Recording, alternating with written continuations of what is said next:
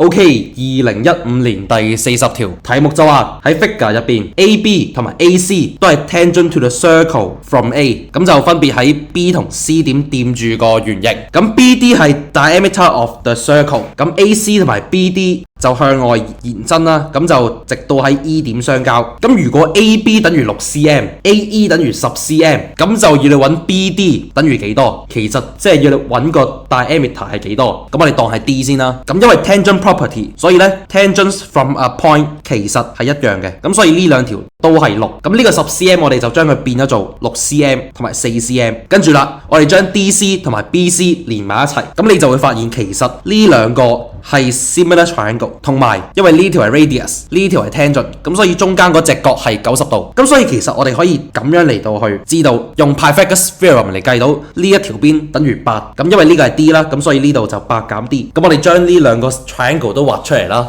咁因為 similar triangle 嘅對應邊係比例一樣啦，咁所以呢4/8等於8減 D over 4，咁啊等於1/2啦。咁我哋就會計到其實 D 係等於6，咁所以呢答案就係 C 啦。